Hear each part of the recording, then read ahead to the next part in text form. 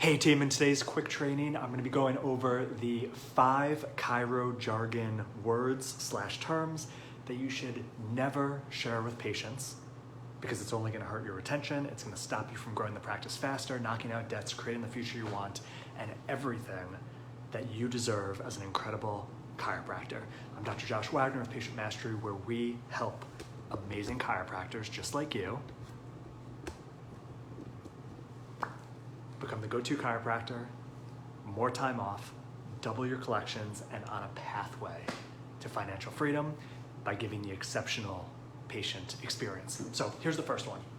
I gave it to some of you already. It's if you in any way, shape, or form deal with insurance. It's fine if you do, you don't have to. Hopefully you're not feeling like a slave and trapped to insurance companies.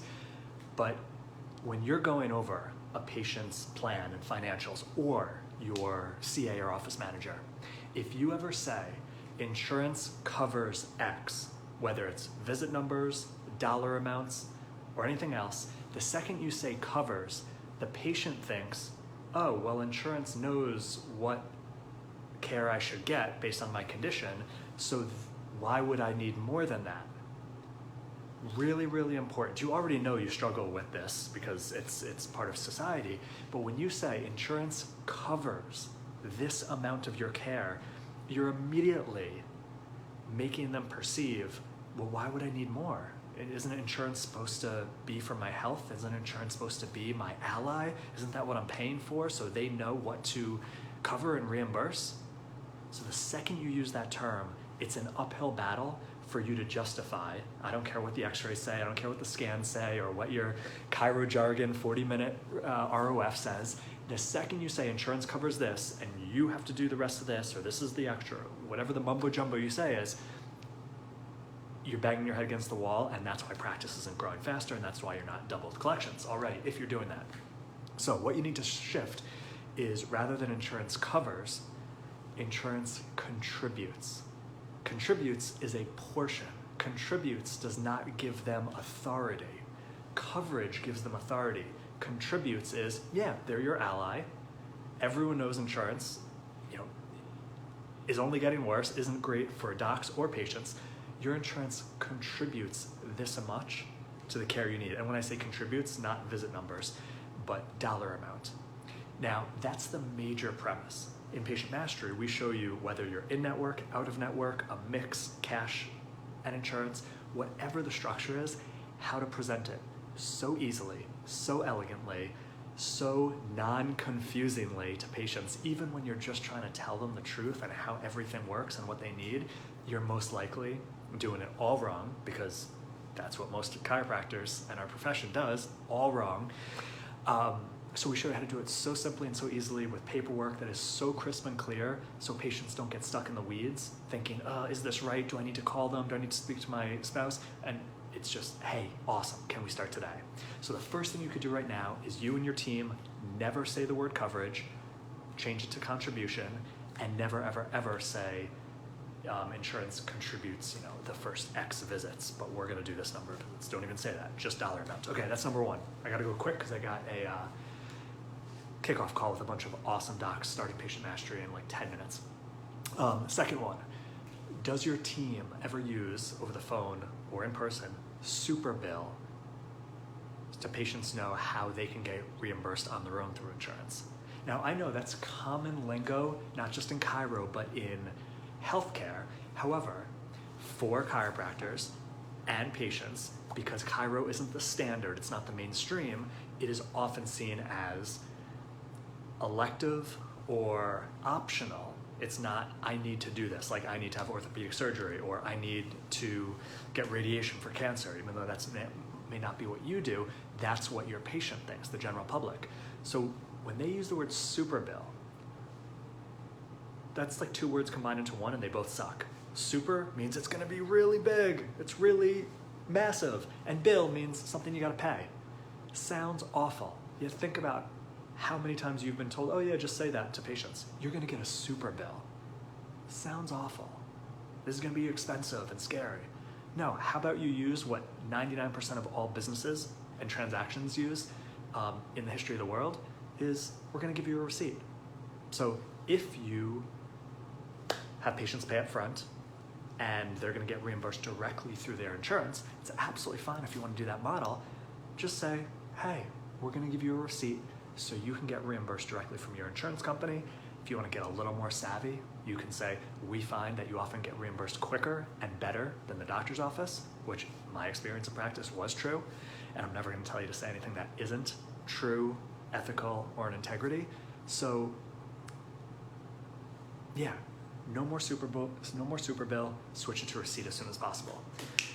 All right, next one, a chiro favorite, which probably every chiropractor hates to say it, hates to think about, and hates to do because they've been made so awful in this profession, is the ROF, the report of findings. Okay, what other healthcare practitioner in the history of the world have you seen that term about? Nowhere.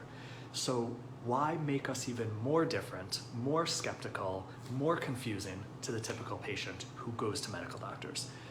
Report of findings. Okay, report.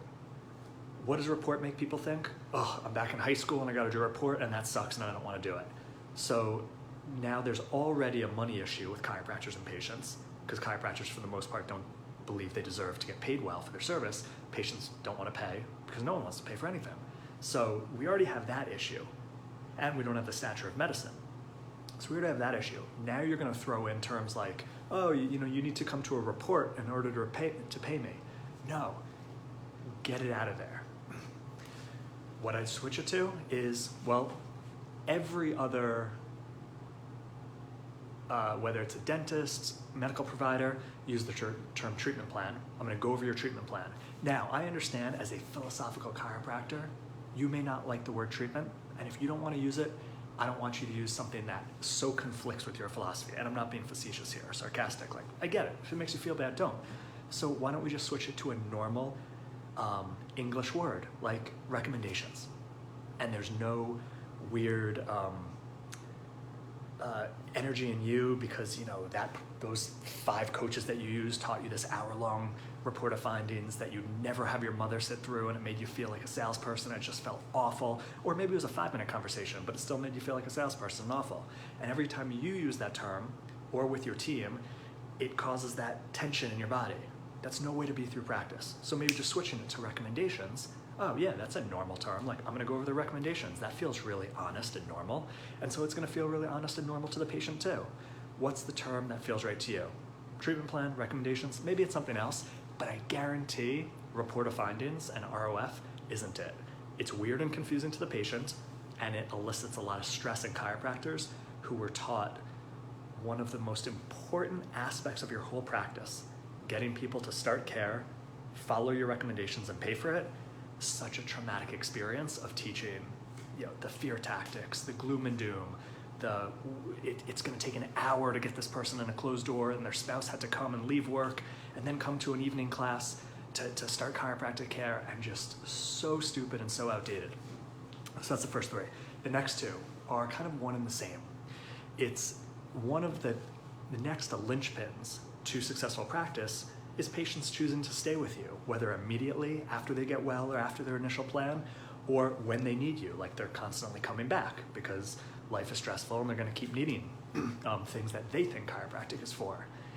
And the first linchpin is just getting people to follow your initial recommendations and pay for them. That's what we absolutely show you how to master in patient mastery. The next portion is people aren't disappearing forever and not referring after that initial. They stay with you. So most chiropractors are taught, let's use the term maintenance and wellness.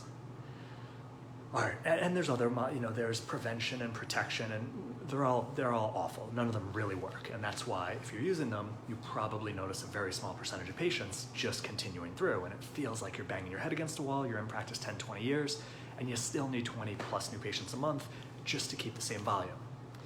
Not fun. So here's maintenance. Maintenance elicits to the person, you're a liar. Yeah, I'm just gonna tell you, like, I'm really honest, I'm gonna tell you what people think of you and chiropractic, because it's gonna have your practice grow when you actually make the switches. Why is it they think you're a liar? You just told them you're gonna help them with a problem, and it's gonna cost this much and take this amount of time. And I know you probably did some lecturing on all this stuff, and they stopped listening after 10 seconds of seeing what was it, like that stupid patient chart of like, oh, you can go this way or this way. It's like, oh, they're completely checked out. They have no idea what's going on. When you start saying, oh, you're gonna have to keep coming once a week or once a month for the rest of your life to maintain this, that's like you getting sold anything and then them not telling you, oh, you're gonna need to do a recurring monthly charge, and we didn't tell you that in the front end. It sucks. No one wants to start getting care from a healthcare provider to solve an issue to then realize they have to keep doing it for the rest of their life just to keep that one issue from coming back. Now, I am a total proponent of people getting continued care, even asymptomatically, for all the reasons you know and I know, but patients can't comprehend that. So don't make up a BS excuse because you were taught by X guru, oh, like create a maintenance package because that'll make people understand. No, they resent it, they hate it, they're not gonna continue, they're not gonna refer. And that leads you into the cycle of, I need all these new patients every month after 5 years in practice. Wellness, same thing. No one knows what wellness is. It's the most ridiculous blah blah term, okay? No one is paying for wellness. Maybe the 1 in 100 people, new patients that come to you from another chiropractor, doing great, they moved towns, their chiropractor moved, and they need someone else, but your practice isn't based on the 1%. So using terms like wellness, you know, are you catering to the people that go spend $10,000 on wellness retreats for a week or a weekend? Probably not. Or if you do have some of those patients, they're the 1 in 100. They pay for wellness. The typical person isn't paying for wellness. You've got to create what's the next goal, what's the next want they have, assuming they got their first issue fixed. That's another part of patient mastery where we show you how to get continued care without feeling like a salesperson, without turning people off, maintenance, without confusing them or trying to sell them something they don't want, wellness, or don't understand, and actually tapping into what they care about with a pathway to get there that isn't overwhelming, isn't daunting, isn't scary. I only have a minute left, I gotta jump. I'm not gonna go into that in this training. That is one of the fundamental cores of patient mastery, is care continuation. Getting people either coming back to you when they need you, keep referring, or just stay because they know how healthy it is, or the real reason for that next goal. So if you want more if you are interested in that, oh, hey Andrew, hey PM crew, type in me below, M-E, we'll get back to you, or you can just message me directly, M-E, and we will tell you more aspects of how to get the understanding of care continuations. That's after a patient goes through their initial recommendations, and whether or not they're 100% in their mind, or maybe they're 50, 60, 70% at the end of that, how to keep going. So your practice grows, you become the go-to chiropractor, you have no concerns about the future financially, you love being in practice, and you have 3-day weekends every single week. Thank you for being an amazing chiropractor. I've got to jump. You need anything, post a question, post a quick training you want me to do a training on, and I will make it happen for you. Thank you for helping people get their life back. You deserve to have an amazing life as a chiropractor for doing that. That's where patient mastery comes in to help you do that. All right, be well.